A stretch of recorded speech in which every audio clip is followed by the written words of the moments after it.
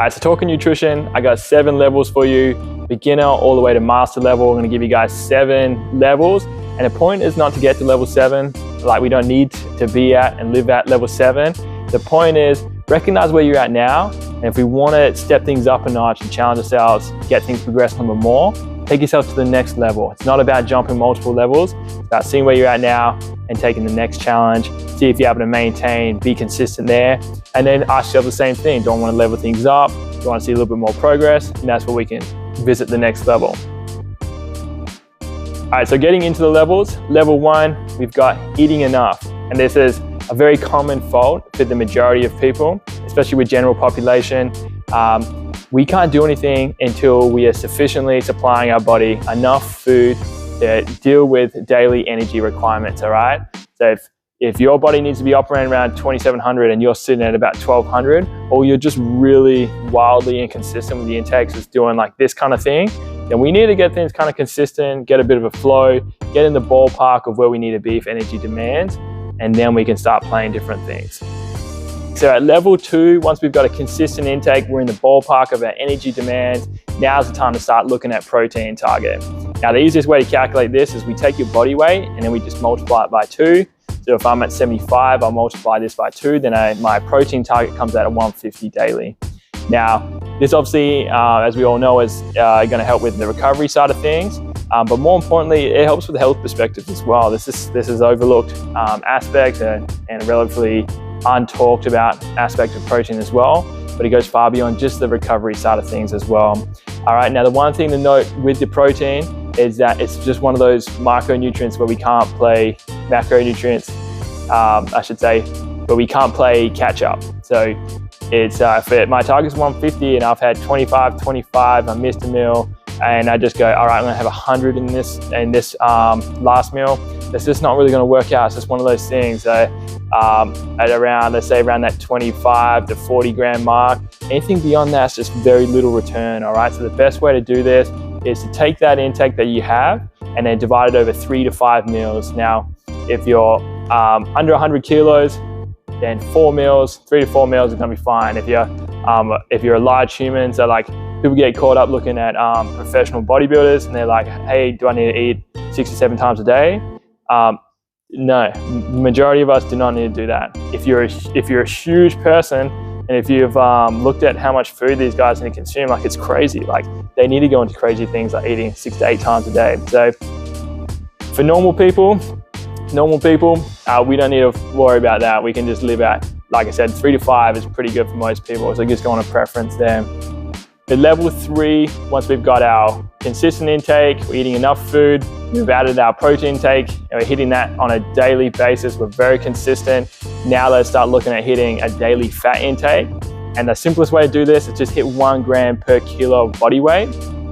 If you're really lean or you're in an all right shape, this is gonna be a pretty good marker to hit. If you're really out of shape, then maybe you're on 0.8 grams per kilo body weight. You can play like that, and that's likely to give you enough fats. Like we want it at that marker because that's a good marker where we can reap the benefits of having a reasonable amount, an adequate amount of healthy fats in our diet. And then we can take the rest of our calories and make them up with carbohydrates. Okay, so level 4, once we've got our consistent intake, we've got our protein, we've got our fats, we're nailing these ones on a consistent basis. Now we can just start looking at manipulating body composition. So whether we want to get leaner or we want to maintain our condition as close as we can while we build some muscle mass, we're in a position where we can start playing that game now. We've established consistency, our body is used to operate on a certain level. Now we can start to mess with that a little bit, assuming that like your ballpark calorie intake is actually in the ballpark where it needs to be at. So like if you're consistently hitting in the low thousands, for the majority of people that's going to be far too low. So just putting that out there. But let's say you're eating a reasonable amount, you're maintaining scale weight on average on a week-to-week basis, then you have that option and you can start messing with that depending on what you want. All right, so level 5, when we've got all those other things in place, we can start to look at a process of elimination. So The best way to do this is to start identifying problematic food sources. So on a day-to-day basis, you might find that you eat certain things that are termed healthy, but they react funnily with you. So easiest way to play this game is just to note if you have any bloating or discomfort in your stomach following meals, and then just start noting these down, whether you put it in your phone or you put it in a notepad, and start to recognize patterns. When we recognize patterns, then we can start to eliminate specific things. And keep an open mind here. Like I've had literally only one person, so very rare, but one person that had a real issue with eating broccoli. Like they would always bloat from eating broccoli. So strange things can happen. You can surprise yourself here. They should be a little bit more obvious, like let's say something like dairy or gluten.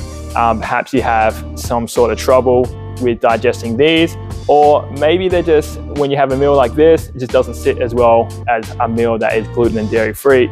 So in terms of, let's say that, all right, what you eat now, you don't have any issues with, but you still want to level things up a notch, experiment, explore, going a little bit further, then I would just simply try out going gluten and dairy free, give it like 6 weeks, and note down any differences. So note mental clarity, what your sleep's like, and what your energy's like.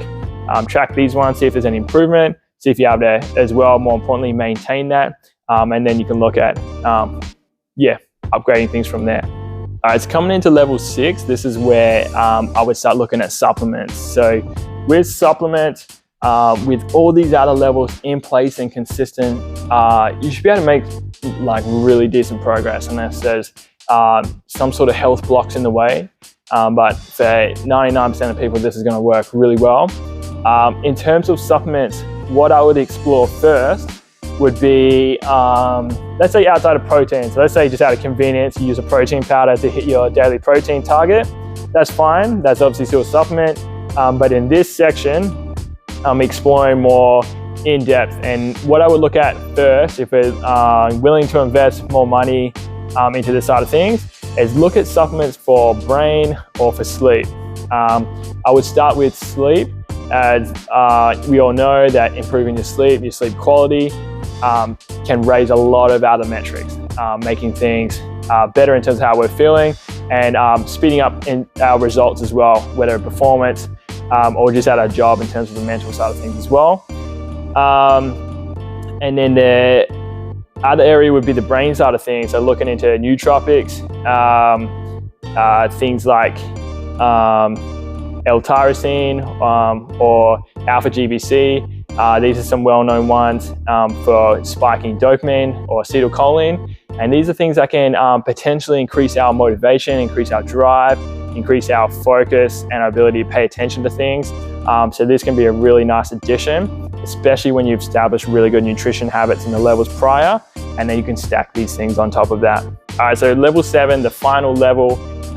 As I mentioned, we don't need to be at this level, but it's cool to kind of see the peak of the mountain, and really what we're doing at this point is nitpicking. So we're looking at micronutrients, and you could track your micronutrients and try and introduce specific foods to try and really dial these things in. This is certainly now a level you can explore. It's even looking at additional benefits you can get from what you season or add spices and stuff that you add to your foods. For example, like you could add like cinnamon to carbohydrate meals to potentially help with the digestion and absorption of carbohydrates in those meals. These are really little things, but that's what we're looking at level 7. We're looking to stack little benefits, even herbal teas, adding particular teas after certain meals to do certain things. And I mean, like the ultimate to this is looking into blood work as well, and having someone that's qualified and legit in this area can break these things down, let you know what you need in terms of supplementation and food based on that. But for 99% of people, if you master those things in the previous levels, things are going to move really nicely for you. This is just our next level if you want to challenge it.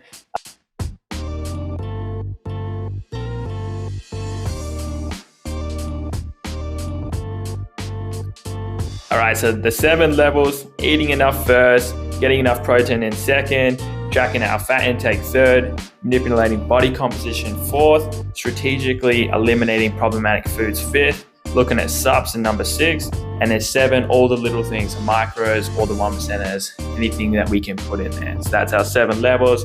By all means, drop me some feedback below in the comment section. Let me know what you think or what you would like to see more of, and I'll see you in the next one.